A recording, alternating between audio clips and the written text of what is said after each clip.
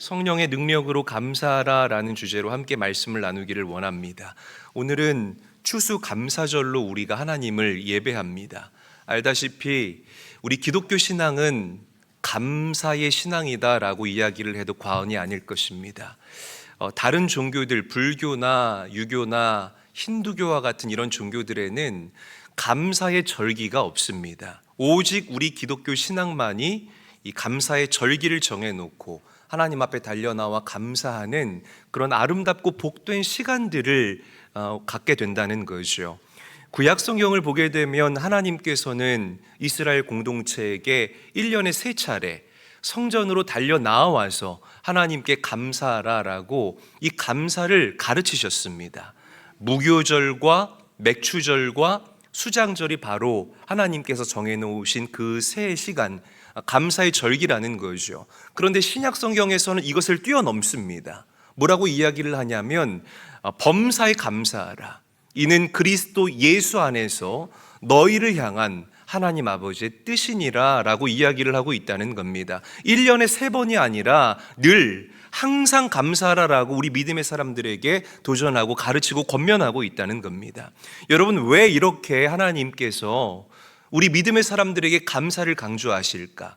감사함으로 살아야만 은혜가 은혜되고요. 할렐루야. 우리가 복을 받기 때문임을 믿으시기를 바랍니다. 그리고 감사로 살아가는 것은 하나님 나라 백성의 삶의 본질이 바로 감사로 살아가는 것이라는 거죠. 자, 오늘 본문에서도 사도 바울은 굉장히 강력한 어조로 범사에 항상 하나님께 감사하라라고 우리에게 이야기하고 있습니다. 저를 한번 따라하죠. 범사에 항상 감사하라. 다시요. 범사에 항상 감사하라. 자, 그런데 범사에 감사하라, 항상 감사하라 듣기에는 굉장히 좋은데 이것을 우리의 삶 가운데에 적용하려면 이게 되게 부담되는 말씀이에요. 심지어 목사인 저에게도 범사에 감사하라, 항상 감사하라라는 이 권면과 도전이 너무나 부담되는데 우리 성도님들 오죽하시겠습니까? 범사에라는 말은요, 무슨 일을 당하든지 감사하라. 그리고 항상이라는 말은 시종일관 감사하라라는 그런 뜻이기 때문에 너무나 지키기 어려운 명령일 수 있다는 겁니다. 젊은 부부가 있는데 내 아내가 암으로 죽어가는 거예요. 죽어가는 내 아내를 바라보는 내 남편의 입에서 어떻게 하나님 감사합니다 라는 진정한 감사의 고백이 나올 수가 있겠습니까? 지병을 앓고 있어요. 내가 이 지병을 좀 하나님께 고쳐달라고 10수년이 넘게 하나님께 기도한 거예요. 하나님, 이 병 좀 고쳐주십시오. 이 병 고쳐주시면 제가 정말 하나님을 위해서 나의 삶을 드리겠습니다. 10년이 넘도록 이 기도 제목을 가지고 기도했는데 병이 낫기는커녕 점점점 병세가 악화되고 있다는 겁니다. 어떻게 이런 사람의 입에서 항상 범사에 감사하는 그런 감사가 나올 수 있겠냐는 거죠. 아이를 낳았는데 아이에게 장애가 있는 거예요. 부모가 결국에는 그걸 받아들여요. 평생을 짊어지고 가야 할 무거운 십자가로 받아들인 이 부모의 입에서, 아이에게 매어서 아무것도 할 수 없는 이 부모의 입에서 어떻게 진정한 감사가 터져 나올 수 있겠냐고요. 이력서를 수십 통을 준비해서 여기저기에다가 다 넣어봤는데 면접 볼 기회도 얻지 못한 이 청년들 입에서 어떻게 감사가 나올 수 있겠습니까? 그래서 항상 감사하라, 범사에 감사하라라는 이 표현이요, 우리에게 크게 와닿지 않을 수가 있다는 겁니다. 그냥 좋은 말씀이네, 이 정도로만 여러분들에게 슥 하고 스치고 지나가는 그런 말씀으로 다가올 수 있다는 거죠. 그러나 이 말씀 또한 하나님께서 저와 여러분들에게 주신 말씀이기 때문에 적당히 넘어갈 수 없는 말씀입니다. 믿으시면 아멘 합시다. 여러분, 왜 감사가 어려운 줄 아세요? 원망과 불평은 하려고 하지 않아도 우리 입에서 자동으로 뿜어져 나옵니다. 만약에 약속 시간이 다 됐는데 저기 앞에 차가 사고가 나서 평소에 막히지 않던 도로가 막히는 거예요. 막 약속 시간은 이제 5분밖에 안 남았는데 내비게이션 찍히는 시간은 30분이나 더 남았대. 왜 이렇게 차가 막히고 안 가는 거야? 그 상황에서 여러분들 입술에서 어떤 말이 나오는지를 한번 휴대폰으로 녹음해서 들어보시라는 겁니다. 웃는 분들 수상한 분들이에요. 깜짝 놀랄 만큼 원망과 불평이 나도 모르게 내 입에서 터져 나올 것이라는 거죠. 그러니까 이처럼 원망과 불평은 타락한 우리 인간의 본성에서 나오는 것이라는 것, 우리가 부정할 수 없을 거라는 겁니다. 여러분들의 배우자가 좋은 사람인지 아닌지를 알기 위해서는 여러분들의 배우자가 평소에 하는 언어를 들어보면 그분이 좋은 분인지 아닌지를 알 수 있습니다. 여러분들과 함께 일하는 동역자가 좋은 사람인지 아닌지를 알려면 평소에 그들이 입으로 어떤 말을 하는지를 보면 이게 다 가늠이 돼요. 우리 학생들 저기 뒤에 앉아 있는데 만약에 여러분들 결혼하시기 전에 여러분들의 특히 우리 자매들 남자가요 입술로 원망하고 불평하면 그런 남자랑 결혼하지 마세요. 지금 당장 차버리세요. 우리 결혼하신 어른들 아멘하지 마시고요. 거의 열이면 열 땅을 치고 후회한다는 거죠.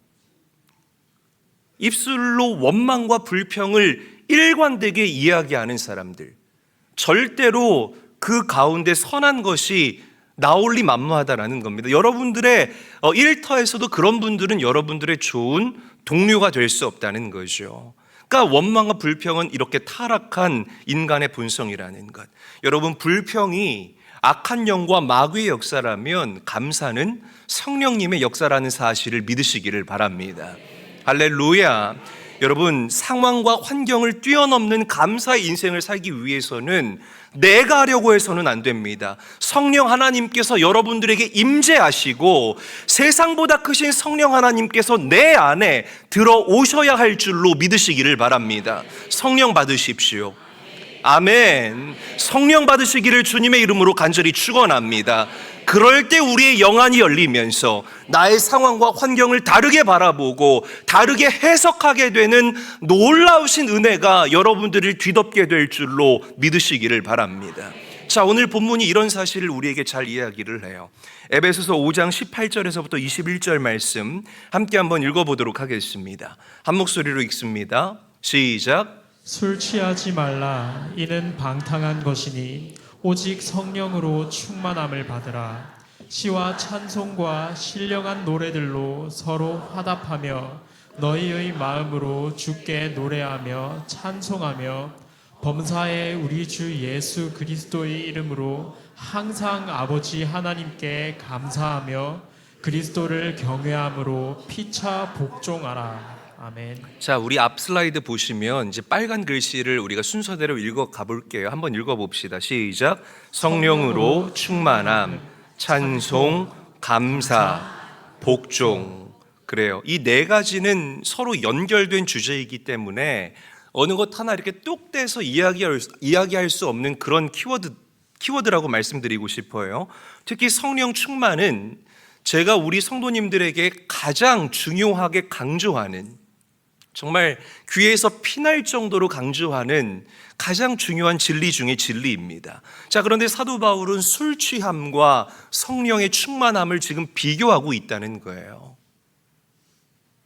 여러분, 속으로만 대답해 보세요. 술 취해 보셨나요? 속으로만 그냥. 네, 고개 끄덕이지도 마세요. 네. 술 취해 보셨나요? 자, 이 성령의 충만함과 술 취함의 공통점은 취한다라는 것입니다. 취한다라는 말은 헬라어로 메디스케스테라고 읽고 발음을 해요. 사전적인 의미로는 무엇의 지배를 받는다라는 뜻을 가지고 있습니다. 그러니까 성령으로 충만한다라는 이 말은요, 내가 성령의 지배를 받는다, 성령의 다스림을 받고 성령의 인도하심을 받는다라는 그런 의미이고, 내가 술에 취했다라는 이 말은 내가 술에 지배와 다스림을 받는다라는 그런 뜻인 것입니다. 여러분, 술 취한 사람들은 경거망동합니다. 그리고 망령되이 행동합니다. 입술로 지키지 못할 약속들을 하고요, 정말 크나큰 실수들을 저지르며 살아간다는 거죠. 이게 술 취한 사람들의 특징이라는 거죠.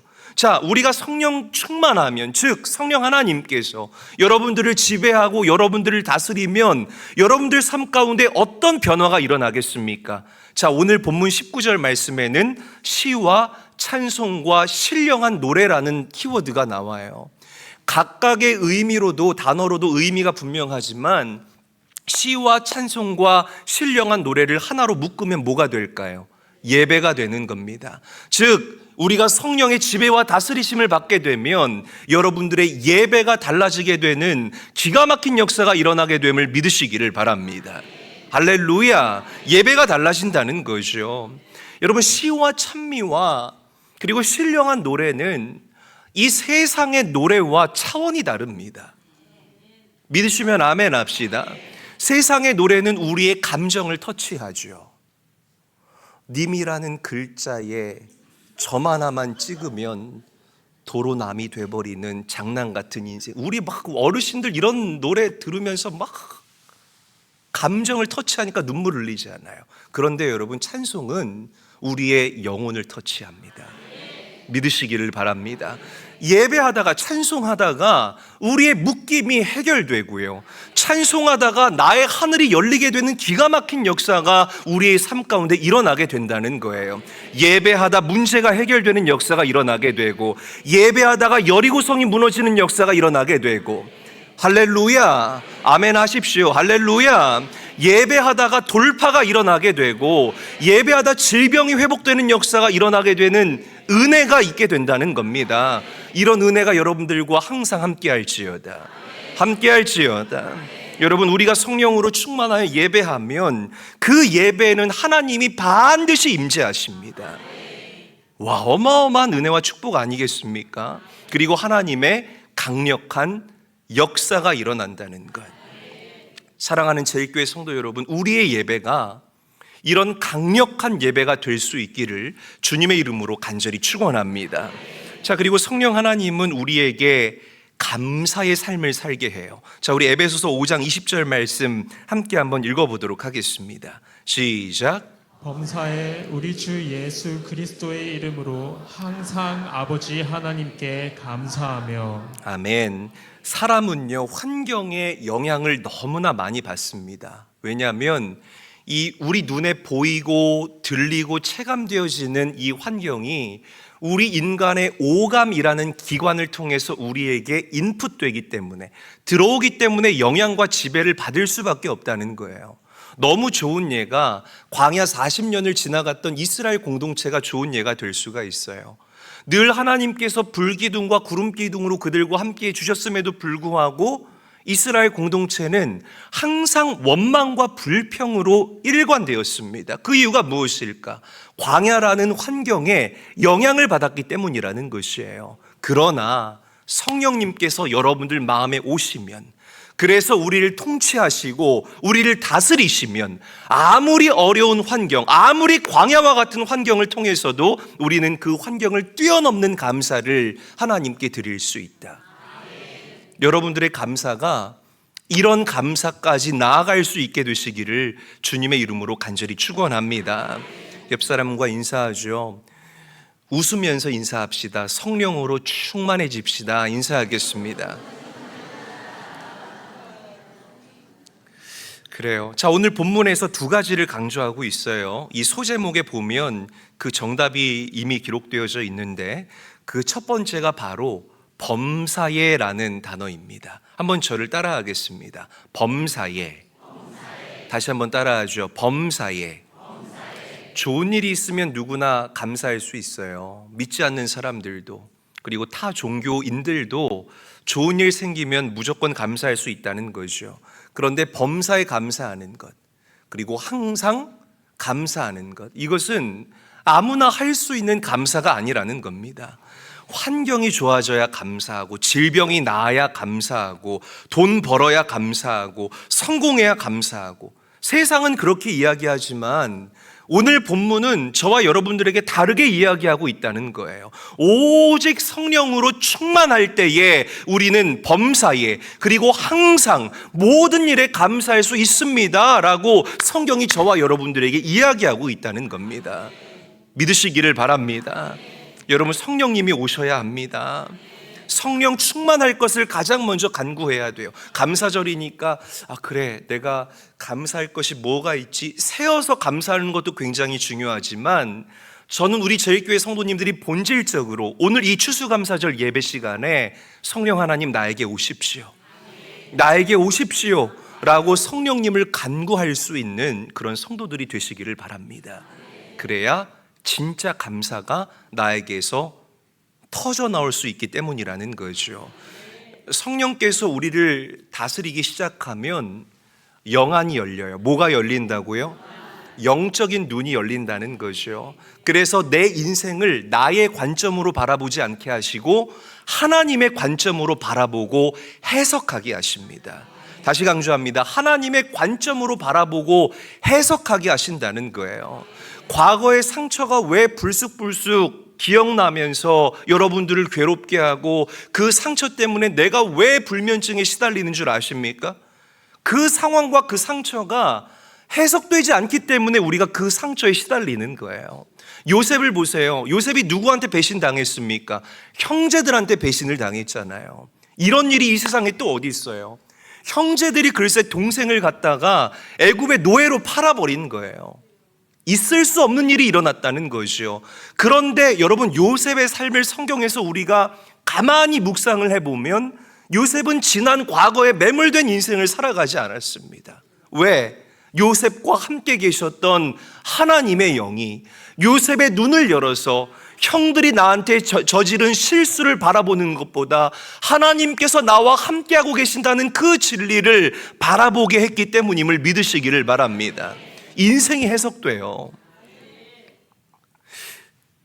상처 입은 사람들은 피해의식이 있거든요. 제가 이렇게 보면 알아요. 근데 이렇게 특히 아들들 중에 어렸을 때부터 아빠한테 학대받고 자란 아들들, 그리고 어렸을 때부터 이렇게 아빠한테 매 맞고 자라거나, 물론 부모가 자식을 훈계할 때 매를 들 수가 있겠죠. 그런데 그런 차원이 아니라 아빠한테 인정받지 못하고 자란 이 아들들은요, 이 안에 부모를 향한 원망과 원한이 자리 잡고 있습니다. 원망과 원한이 자리 잡고 있다고요. 그리고 이 좋지 못한 기억들을 성인이 되어서도 수시로 불러들이는 거예요. 이게 해결되지 않으면 진짜 이런 일들이 일어나요. 그래서 내 안에 자리 잡고 있는 그 원망과 원한을 점점 키워나갑니다. 그리고 이 화살이 결국에는 누구에게 가느냐? 내 관계에게. 결혼해서 내 와이프한테 가고, 내 자녀한테 그대로 대물림되고, 또 정말 함께 동역해야 하는 믿음의 사람들에게 이 화살이 향할 수 있다라는 거죠. 이게 해결되지 않으면, 즉 여러분들 안에 성령 하나님이 들어와 계시지 않으면 이런 부작용들이 일어날 수밖에 없다는 거죠. 그러나 여러분 감사하십시오. 우리 제일교회 성도들은 그렇게 살아갈 이유가 하나도 없다라는 것입니다. 할렐루야. 왜? 성경이 이렇게 이야기를 하기 때문에. 로마서 8장 28절 말씀입니다. 크게 읽어보도록 하겠습니다. 시작. 우리가 알거니와 하나님을 사랑하는 자 곧 그의 뜻대로 부르심을 입은 자들에게는 모든 것이 합력하여 선을 이루느니라. 아멘. 하나님께서는 여러분들의 한숨, 여러분들의 상처 입은 과거, 여러분들의 일그러진 자화상, 여러분들의 연약함, 이것조차도 합력하여 조화롭게 하여서 결국에는 여러분들 인생 가운데 아름다운 열매가 되게 하시는 하나님이라는 사실을 믿으시기를 바랍니다. 여러분 감사하시기를 바라요. 작금의 현실 앞에 무너지지 않는 주님의 존귀한 아들, 딸로 살아갈 수 있게 되시기를 주의 이름으로 간절히 축원합니다. 넬슨 만델라라는 그 사우스 아프리카의 대통령이 있었어요. 44세에 감옥에 들어가서 71세에 풀려난 27년 동안을, 그렇죠, 27년 동안을 감옥에서 지낸 그런 분이십니다. 이분이 처음에 감옥에 갇혔을 때 이분을 접견하러 간 그 변호사에게 항상 일관되게 이 만델라 대통령은 소리쳤다고 합니다. 여기는 지옥이라고, 나 좀 여기서 빨리 꺼내달라고, 나 너무나 억울하다고, 이 지옥 같은 환경에서 나 좀 제발 석방해달라고, 이거 음모라고, 그렇게 항상 외쳤다는 거예요. 그런데 어느 날 이 변호사가 이 만델라 대통령을 만나러 접견하러 감옥에 찾아갔는데 만델라 대통령의 얼굴이 너무 화나더래요. 그런 표정들 아니고요. 화나더래요. 이런 표정처럼 화나더래요. 그래서 변호사가 너무 신기하고 궁금해서 물어봤다고 합니다. 아니 대통령님, 그 감옥 안에서의 처우가 조금 달라졌나 봐요. 더 좋아졌나 봐요. 그랬더니 이 만델라 대통령 이렇게 얘기를 하더래요. 아니요, 바뀐 건 하나도 없습니다. 그런데 딱딱 하나, 나의 마음이 바뀌었습니다 라고 얘기를 하더래요. 그러니까 이분이 감옥에서 나를 찾아오신 예수 그리스도를 인격적으로 만난 거예요. 그러자 그의 마음이 변하고 그의 생각이 변하고 그의 시선이 바뀌게 되는 놀라운 은혜가 이분에게 부어지게 됐다는 것입니다. 모든 것이 감사의 제목으로 바뀌더래요. 그래도 하나님, 제가 수감된 그런 상황이지만 건강할 수 있음에 감사합니다. 하나님, 정말 영양가 없는 딱딱한 빵 조각이지만 그래도 하루에 삼시세끼를 먹을 수 있게 하신 하나님께 감사를 드립니다. 하나님, 너무나 좁고 너무나 추운 감옥 아니지만 감옥으로 나 있는 조그만 창을 통하여서 넓은 하늘을 바라볼 수 있도록 허락하신 하나님께 감사합니다. 하나님, 강제 노역으로 끌려가서 내가 일을 해야 하는 그런 처지에 놓여 있지만 그때마다 들에 핀 들풀을 통해서 하나님의 살아계심을 내가 경험할 수 있게 하시니 너무나도 감사합니다. 여러분 보세요. 지옥 같은 환경과 상황 가운데에서도 내 안에 계신 세상보다 크신 그 성령 하나님 때문에 만델라 대통령은 천국을 바라보고 경험할 수 있었다는 것이었죠. 여러분들에게 이런 은혜가 함께 계시기를 주님의 이름으로 간절히 축원합니다. 여러분, 감사는 내가 할 수 있는 게 아니에요. 물론 감사도 훈련을 통해서 이루어지지만 감사할 수 없을 때 감사하는 이 일들은요, 성령 하나님께서 우리의 눈을 열어주셔야만 가능한 일이라는 이 진리를 오늘 여러분들이 다시 한번 기억할 수 있게 되시기를 주님의 이름으로 간절히 축원합니다. 자, 사도 바울이 본문에서 강조하는 두 번째는 감사의 대상이에요. 감사의 뭐라고요? 대상. 감사의 대상이라는 거죠. 감사의 대상이 하늘의 아버지이다라고 사도 바울은 우리에게 이야기를 하고 있어요. 자, 20절 말씀 다시 한번 읽어보도록 하겠습니다. 시작. 우리 주 예수 그리스도의 이름으로 항상 아버지 하나님께 감사하며. 아멘. 여러분, 감사의 대상이 분명해야 한다라는 것, 이게 굉장히 중요한 진리예요. 여러분, 감사는 1차적으로 우리가 하나님 아버지께 하는 것이 감사라는 사실을 믿으시기를 바랍니다. 할렐루야. 놀라운 일이 아닐 수가 없다는 거죠. 이 명제로, 이 진리로 우리가 접근하게 되면 감사는 아무나 할 수 있는 것이 아니라 하늘에 계신 하나님을 나의 아버지로 부르고 나의 아버지로 고백할 수 있는, 즉 예수 믿고 구원받은 천국 백성만이 할 수 있는 것이 바로 진정한 감사라는 것. 할렐루야. 우리 옆 사람과 인사하죠. 감사하며 살아갑시다. 인사하겠습니다. 때때로 우리가 하나님께 불평할 때가 있지. 딱 요맘때가 불평하기 좋은 때예요. 우리 교회는 이렇게 전통적으로 가을이 되면 두 가지의 바람이 불어옵니다. 첫 번째는 이 눈썹 문신의 바람이 불어와요. 죄다 눈썹 문신. 이번에도 제가 그 서남아시아 간 틈을 타서 우리 전도사님 눈썹 문신이라고 나를 보는데 제가 얼마나 놀랬는지 몰라요. 왜 이렇게 진하게 하고 오는지. 이 전염돼서 이제 분명히 또 이제 계획하신 분을 하신다고요. 그리고 또 원망과 불평의 바람도 불어와요. 조심하셔야 됩니다. 왜냐하면 이제 결산해야 될 그때인데 내가 기도했던 그 기도의 제목들이 이루어지지 않으면 하나님께 불평하기 일쑤입니다. 하나님, 제가 1년 내내 기도했는데, 그렇게 하나님 앞에 온전하게 기도했는데 이래도 안 들어주실 겁니까? 이런 불평들이 우리에게서 나올 수 있다는 거예요.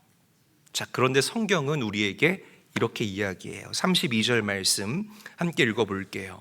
시작. 자기 아들을 아끼지 아니하시고 우리 모든 사람을 위하여 내주시니가 어찌 그 아들과 함께 모든 것을 우리에게 주시지 아니하겠느냐. 아멘. 잘 들어보세요. 여러분, 감사, 우리의 감사를 들으시는 그 감사의 중심에는 나의 아들을 아끼지 않고 내어주신 그 하나님이 계신다는 것 믿으시기를 바랍니다. 기도 응답이 조금 지체되어도 우리가 조급해할 필요가 없어요. 하나님께서 여러분들의 기도를 듣고 계시면 그 기도는 반드시 하나님의 그 시간에 응답되고 이루어질 줄로 믿으시기를 바랍니다. 여러분들 인생의 결론은 누가 쥐고 있습니까? 하나님이 쥐고 있습니다. 이 사실이 여러분들에게 큰 위로가 되시기를 주님의 이름으로 간절히 축원합니다. 자, 마지막으로 감사할 것들을 좀 찾아봤으면 좋겠어요. 이 연말에 두 가지 바람, 그 중에서 하나는 농담이니까 제쳐두고 원망과 불평의 바람이 이제 여러분들에게 찾아올지 모르겠지만 그때 그 틈을 파고들어서 여러분들이 감사할 것들을 좀 찾아봤으면 좋겠다는 겁니다. 어떤 분들은 기가 막히게 원망과 불평거리들을 찾아내는 분들이 계세요. 저는 너무 신나서 막 우와 하나님 이렇게 은혜를 부어주셨어요. 그럼 뒤에서 그게 뭐야? 이렇게 기쁘고 감사한 마음에 초치는 사람들이 있다고요. 그럼 저는 그분들에게 대놓고 그 면전에다 대놓고 이렇게 얘기해요. 당신의 눈은 죄로 오염됐다고. 오염된 눈입니다, 여러분. 그렇잖아요. 남은 감사한데 그게 뭐야? 이렇게 하시면 안 된다는 거죠. 죄로 오염된 눈이라는 거예요. 그 눈을 성령의 기름으로 씻어낼 수 있기를 바랍니다. 아멘. 운전할 때 저는 감사가 꼭 우리가 운전할 때 하는 안전벨트와 같다라고 말씀을 드리고 싶어요. 운전할 때 안전벨트 하시죠. 이게 안전벨트가 나를 쪼여서 이렇게 안 하시는 분들도 계세요. 그런데 참 재미있는 건 운전할 때 안전벨트 안 한다고 지금 당장 무슨 일이 일어나지는 않아요. 여차저차 운전은 한다는 거죠. 그런데 안전벨트 하는 사람과 하지 않는 사람과 언제 차이 나는 줄 아십니까? 교통사고 났을 때 차이 나는 거예요. 교통사고 났을 때의 결정적인 순간에 안전벨트 한 사람들은 이만큼 다칠 거 요만큼 다치고 아니면 털끝 하나 다치지 않고 안전벨트 안 한 사람들은 앞으로 튕겨서 나가기 때문에 너무 심한 부상을 입게 된다는 거죠. 감사가 안전벨트와 같다. 여러분 평소에 감사하지 않고 살아가도요 여러분들 그럭저럭 잘 살 거예요. 그러나 결정적인 순간 상황과 환경이 너무나 버겁게 나에게 닥쳐올 때에 감사하며 살았던 사람과 감사하지 않으며 살았던 사람의 삶에는 너무나 큰 차이가 난다는 거죠. 감사하지 않는 사람들은 그 환경의 무게에 짓눌려서 주저앉아 버리지만 하나님께 감사하며 살았던 사람들은 금방 회복되고 금방 내가 있어야 할 자리로 돌아온다라는 사실을 잊지 말고 기억하게 되기를 바랍니다. 감사는 감사로만 끝나지 않아요. 너무나 아름다운 주님을 닮은 열매들을 줄줄이 사탕으로 여러분들 삶 가운데 달고 여러분들을 찾아옵니다. 기쁨, 평안, 사랑, 좋은 인간관계, 얼마나 아름답고 복된 축복입니까? 이런 은혜를 누리며 살아가는 우리 사랑하는 제일교회 모든 성도들이 되시기를 바랍니다. 여러분 성령으로 충만해야 우리는 감사하는 삶을 살아갈 수 있다. 그러니까 오늘 예배 시간에 다른 것 구하지 마시고 성령을 구하는 성도가 될 수 있어야 된다. 성령으로 충만하여 우리가 예배를 하면 우리의 예배 자체가 달라지게 돼요. 믿으시면 아멘 합시다. 인간관계가 풀리게 되고요. 무엇보다 우리의 삶 가운데에 감사거리가 보이기 시작합니다. 제가 요즘에 우리 교회 환우들을 위해서 기도 많이 하거든요. 이번에 선교제에서도 우리 교회 환우들을 위해서 아침마다 말씀을 읽고 그리고 이름을 불러가면서 기도를 했는데 하나님께서 저에게 이런 감동을 주시더라고요. 그들도 하나님께 감사할 수 있어야 된다라는 마음을 주시더라고요. 이게 무슨 말이냐면 지금 여러분들이 이 자리에 나와 앉아 계시는 것 절대 당연한 게 아닙니다. 할렐루야. 제가 지난주에도 말씀드렸잖아요. 위기에서 나를 구원해 주신 것만 감사하지 마시고 내가 하루하루를 온전하게 살아갈 수 있도록 나에게 하루를 선물하신 하나님께 감사해 보시라고요. 여러분, 오늘 여러분들의 하루는 누군가에게 굉장한 소원이 될 수가 있습니다. 이 하루를 감사하게 여기시면서 여러분들의 삶, 올 한 해를 감사로 매듭짓는 하나님의 존귀한 아들과 딸들이 되시기를 예수님의 이름으로 간절히 축원합니다.